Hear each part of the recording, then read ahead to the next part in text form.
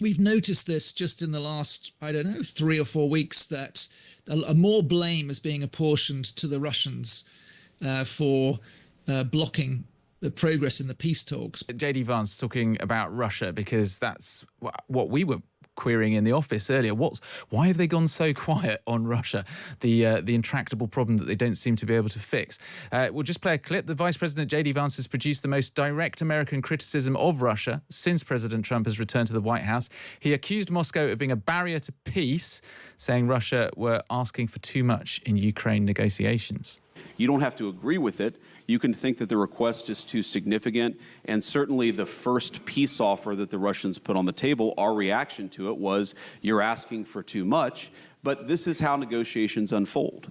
And I wouldn't say, I'm not yet that pessimistic on this, I wouldn't say that the Russians are uninterested in bringing this thing to a resolution. What I would say is right now, the Russians are asking for a certain set of requirements, a certain set of concessions in order to end the conflict. We think they're asking for too much. To which the obvious response is, well, duh. What's been the reaction on your side of the Atlantic, David?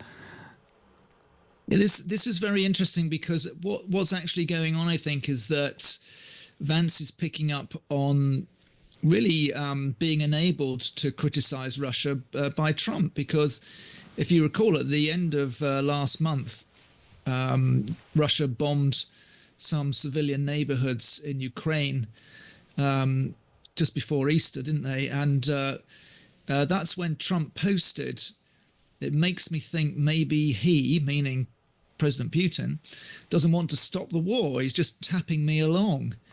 And maybe has to be dealt with differently through banking or secondary sanctions. So we've noticed this just in the last, I don't know, 3 or 4 weeks, that more blame is being apportioned to the Russians for blocking the progress in the peace talks, because we all saw what happened in the Oval Office when Zelensky visited. That was at the end of February, when they had that shouting match, and it seemed like America was simply bullying Ukraine to capitulate and accept Russian terms effectively. Well, now we learn that the Russians want more than we even thought the Americans were prepared to give them, i.e. the status quo, freeze the battle lines where they are, make some kind of demilitarized zone. They're talking about a 30-kilometer wide zone between the two sides, and let Russia keep the territory that it's occupied. That's still America's position, actually. If you listen carefully to what Trump has been saying lately, he was asked what concessions Russia has made, and he said, well, the concession Russia has made is that it doesn't want to, it won't get all of Ukraine. It'll just, in other words, it'll just get the land that it already occupies. So despite the fact that the US position has, we were thinking all along, was actually very sympathetic to the Russian position, it seems that they, in their minds, in the minds of Vance and Trump, they've actually been knocking back some of Russia's requests or demands when they consider simply letting them hold the territory that they've got. I know this is an almost impossible question to answer, but what is Putin playing at? Obviously, he was trying to get as much as he could when he realized that the Americans might be holding a door open to him. But as their rhetoric has hardened up and he is still seemingly refusing to make any sane confession whatsoever, where's his end game? Well, I don't claim to understand it perfectly sitting from where I'm sitting, but it seems like he hasn't given up on his ambition to take over Ukraine in some way, be it occupation or perhaps a puppet government, a government in Ukraine that's much more friendly towards Moscow anyway. That would seem to be one of the potential extra demands, which we've heard about, talked about, of course, is that Zelensky has to go and there need to be fresh elections or some kind of new government come in that's ready to basically hand over territory. Zelensky said he wouldn't hand over territory, of course. So that may be where it's what they're pushing for. We know that they've launched even more intense offensives on the front line, just to try and get a bit more territory to boast about for the Victory Day celebrations that are going to be in Russia tomorrow. What do you think is going to happen next then? It's all very well saying, okay, well, maybe Putin is the bad guy after all, but America does hold all the cards here in terms of whether it chooses to negotiate with Russia, whether it chooses to supply Ukraine with more weapons. If they are being less dovish towards Russia, what does that actually mean for Ukraine and the conflict going forward? Well, I think what they're trying to do is America and Trump, they do want a peaceful resolution to this. They want to be able to say that they stopped the killing fundamentally. And so that means, if that means letting some more weapons go to Ukraine, and America, the Trump side would see them as defensive kit, like Patriot missiles, that sort of thing being shipped into Ukraine just to help for its defense.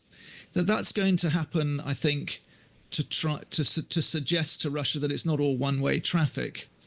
And even though it's perhaps seemed to the outside world that it was one way from America, the mindset that is being revealed by Vance and Trump is that they believe that they are still mediating in the middle. What can I tell you? That's what they think. Amazing. Well, let's move on to another conflict zone in the Middle East. There have been developments coming out of Washington on how America should deal with Gaza. According to Reuters news agency, the US and Israel are reportedly in preliminary talks over an American-run transitional government of the Gaza Strip. Was this possibly what President Trump meant by his big announcement? Here's a reminder. I think before then we're going to have a very, very big announcement to make, like as big as it gets. And I won't tell you on what, but it's going to, and it's very positive. I'd tell you if it was negative or positive. I can't keep that out. It is really, really positive. And that announcement will be made either Thursday or Friday or Monday before we leave. But it'll be one of the most important announcements that have been made in many years about a certain subject, very important subject. The suggestions that are coming out, or at least that we're hearing over here in the UK, David, are that the US would effectively run Gaza until security in the territory has been established. Is that likely, possible? Well, I think it is being discussed because you'll recall that when Benjamin Netanyahu was one of the first visitors to the Oval Office, that Trump, in the press conference, raised the prospect of a new Riviera in Gaza with these fantastic modern hotels and accommodation. Didn't seem to be an awful lot of room for the people of Gaza in that. And it was roundly condemned, of course, in the Arab world. But nevertheless, that got out there, didn't it? The idea of the US perhaps taking control of the territory to clear it and to rebuild it. There have been various plans kicked around, not only by America, of course, but by Egypt and Turkey and other people, other players in the region. The idea here is for something similar to Iraq after the toppling of Saddam Hussein, when there was something called the Coalition Provisional Authority that ran the country for about a year. The lesson, however, is that it wasn't very popular. Well, and these things don't ever really tend to work. I mean, the idea, we've obviously heard recently about the IDF being given permission by the Israeli government to go in and run the province. And obviously, although Hamas are a terrorist organization and they've created essentially a terrorist state, they still were elected by the people of Gaza. If they are driven out and the people of Gaza are given nowhere to go, this doesn't sound like something that is on the right side of international law, to put it mildly. No, but America and Israel would argue that there's no observation of international law by Hamas continuing attacks and holding hostages, of course. So the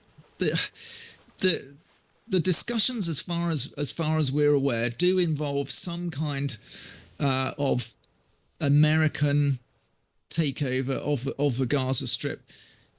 However, we've also heard Trump say that he won't commit to boots on the ground, American boots on the ground. So eventually he's going to have to come back somehow to getting some kind of coalition built for security.